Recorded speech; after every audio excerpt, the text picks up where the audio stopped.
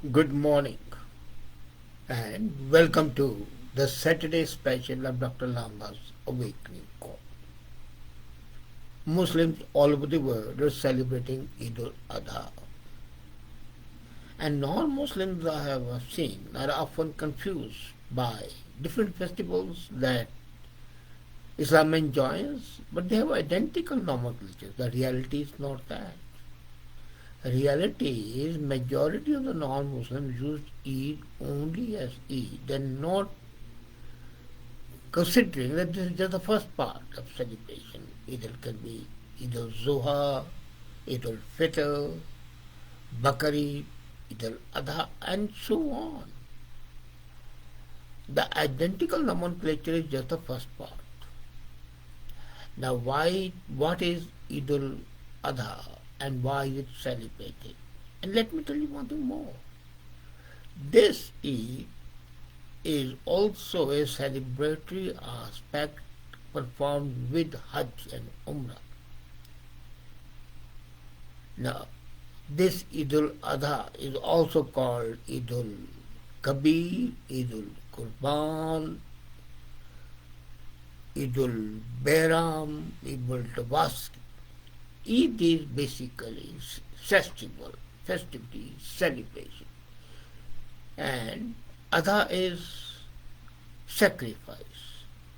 And that's why it's also called Kabir or Qurban. Turkish call it Qurban Bayram. But Qurban is also used as Bakari, some people call it, because the goats are sacrificed, the cow is sacrificed. But then this Eid al-Adha and Eid al-Fitr are the two major great Muslim festivals. And Eid al-Adha marks the culmination of Hajj rites at Mina in Saudi Arabia near Mecca. So this is the culmination. This is the penultimate celebration of the people who are gone on Hajj, which is a pilgrimage, which is enjoined by the Muslim custom and dictates. Now, how is it distinguished? The first thing is, on the first day, it is distinguished from other Eid by performance of a communal prayer at the daybreak. And this common prayer is called Salat. As soon as the day breaks, the Muslims listen to the Muezzin's call and perform the communal prayer. And this starts on the 10th day of Hijjah, the last month of the Islamic calendar, and continues for 3 days. Now this time they started last evening and will continue for 3 days. The Muslim use of lunar calendar means it may occur during any season of the year. So there are no fixed dates. It depends on the appearance of the moon, and then, like Hindu festivals, they are not dependent on the Georgian calendar. They go by the lunar calendars, each one of them. And the family, during the festival, what happens? The families that can afford to sacrifice a ritually acceptable animal, and there are 4 animals which are ritually acceptable. It can be sheep, it can be goat, it can be camel, or it can be a cow. So it's enjoined on the families to sacrifice an animal and divide the flesh among themselves and the poor, the friends and the neighbors. So the very rich people sacrifice it and give it to the poor people. The poor people cannot afford to buy these expensive animals, and especially when the prices go through the roof, when the celebration is there. Eid al-Adha is also a time for visiting friends and families and for exchanging gifts. This festival in reality celebrates the ransom with the ram of the biblical patriarch Abraham and his son Ismail rather than Isaac. Now, here's the difference with the Jewish Christian tradition. In the Jewish Christian tradition, Abraham sacrificed or attempted to sacrifice his son Isaac. In Islam is Ismail. So Abraham had assured God that he will sacrifice his son. And when the sacrifice is to be done, the God had turned the son into a ram. And so the ram was sacrificed and Ismail was saved. And that calls for a celebration. But the sacrifice has got to be there. And that's why the animal sacrifices. Now, allegorically, the animal sacrifice means sacrificial of the animal instincts.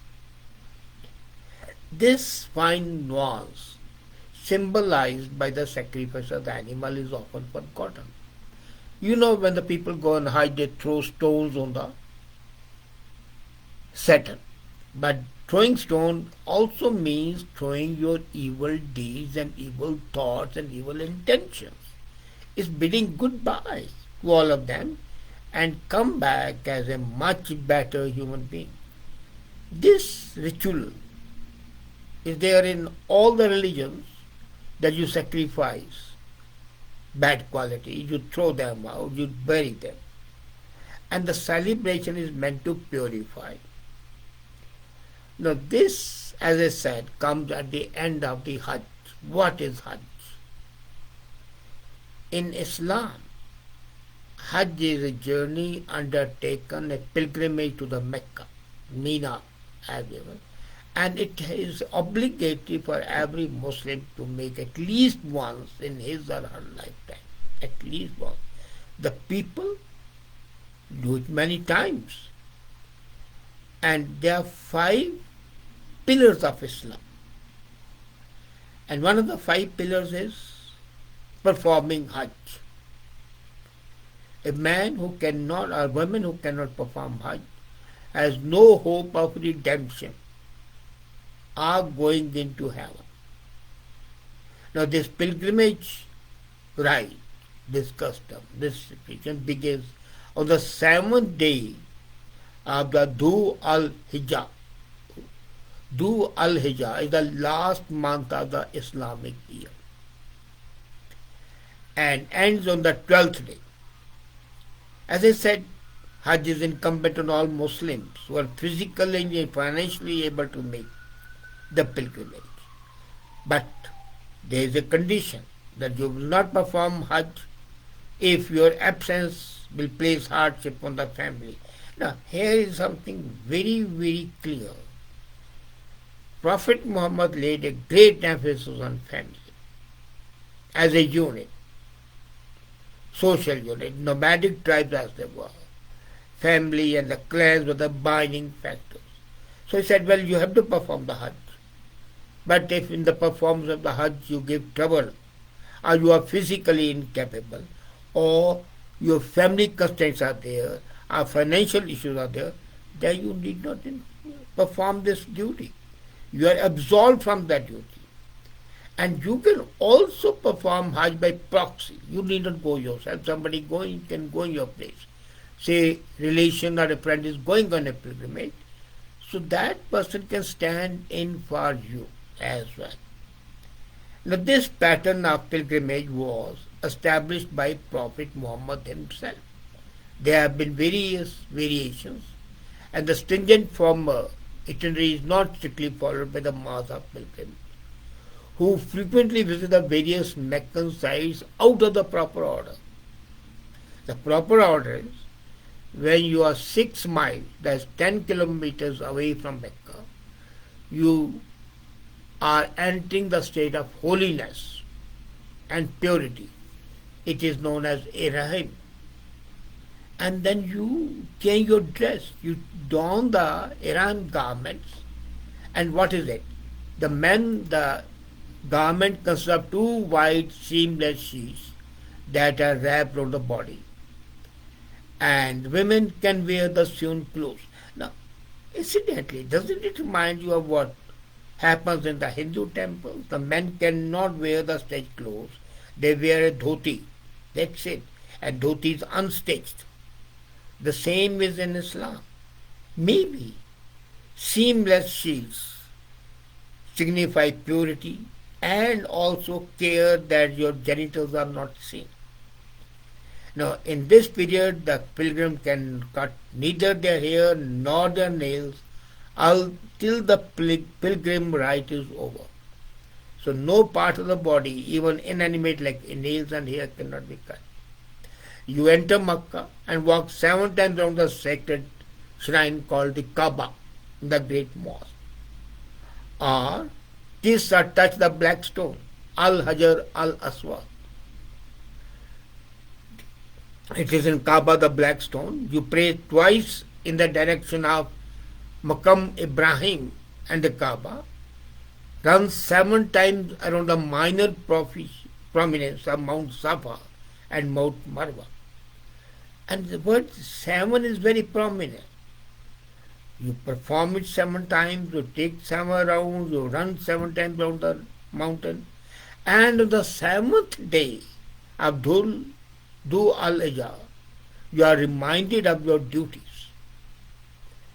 At the second stage of the ritual, then, which takes place between the 8th and the 12th day of the month, you visit the holy places outside Mecca.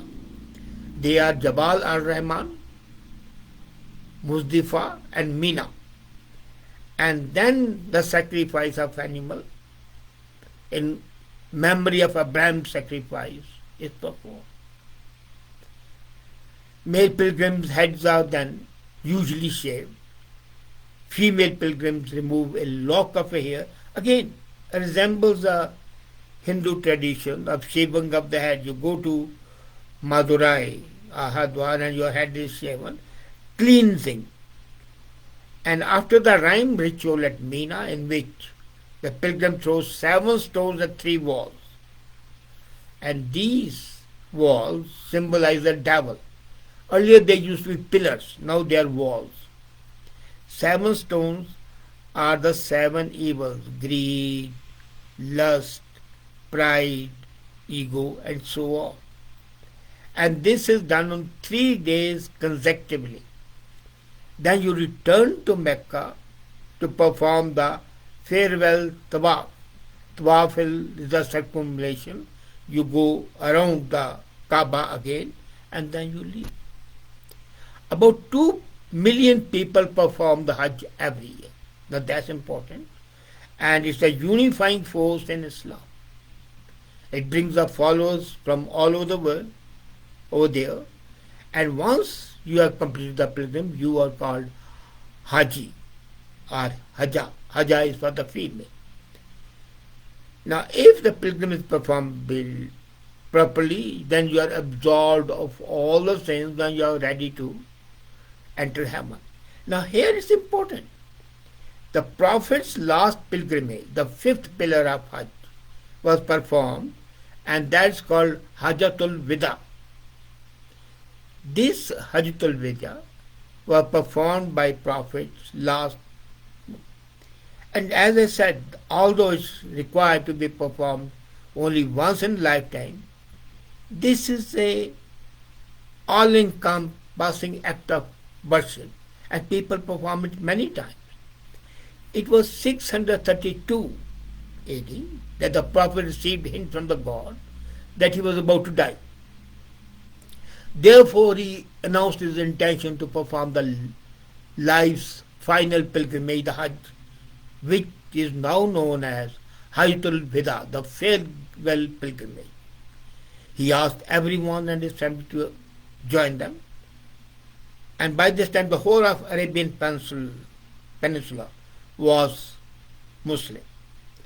The Prophet set out to perform the first and the final pilgrimage on the 7th day of Dhul Hijjah. And you surprised. Can you believe at that time 125,000 Muslims joined Prophet on this journey?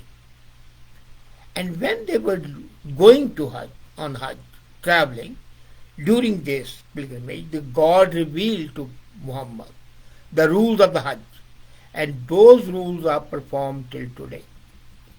After traveling for 9 days, the Prophet reached Mecca. He prayed, and the prayer was, O God, you are at peace, and with you is peace. Therefore, our Lord, help us live with peace. So peace was the major motive. Then he performed tawaf, going around the Kaaba 7 times. And that was how our life should be killed. Then he offered his prayer, kissed a black stone, moved towards Safa, and the God was walking briskly between the two 7 times, and then he ended his war. Next morning he went to Arafat and stayed in a small tent. In this tent, it was here in the afternoon that he gave the talk, which is called the Sermon of the Farewell Hajj. This is one of the most important. Nowadays what happens, pilgrims come here and stand in humility, concentrating only on God. The standing at Arafat symbolizes the day of resurrection, when everyone will stand before God and be judged for his deeds. And beauty is that in his sermon, which the Muslims, I don't know whether they remember it or not, the Prophet emphasized the highest moral values. And he knows that no Arab is superior to non-Arab, and no non-Arab is superior to an Arab. No man is superior to another man except by piety and good actions. Now this concept that all are equal, full democracy, full equality, is hallmark of Islam. And then here is something more. Islam, according to the misconceptions, says that you have to consider women as inferior. One woman's witness is equal to two men's witnesses. That's wrong. He told women very clearly to fulfill the women's rights. And he said, you indeed have to be sure that the rights of your women are protected, because they have a right on you. So women have a right on the men. And therefore treat your women well and be kind, for they are your partners and they are your committed helpers. So they're at par with you. Now, assembling on the plains of Arafat is spiritually the high point of pilgrimage and of Eid al-Adha. Here the pilgrims promise God to model their lives on the example set by the Prophet, to abstain from all the evil and to refrain from all the mistakes. So this is basically a moral regeneration, as all festivals are.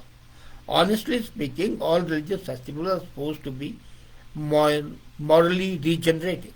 Unfortunately, now only the content has been forgotten, the form remains. That being so, Eid and Hajj do remain very important part of the Muslim culture, Muslim tradition, and if performed properly and in spirit, they are the redeeming features, and they portend peace, harmony, which is not there. The intention of Muhammad was very pious. Now if the followers don't follow it, you can't blame Muhammad for that. But one thing is sure, that the democratic rights, the rights of the women, the human rights, they are enjoined. And this celebration thus is a mark of liberation. Liberation both political, gender constraints, and the evils in the mind. So it's a spiritual liberation, it's a physical liberation, it's a mental liberation. So, happy Eid al-Adha. Thank you.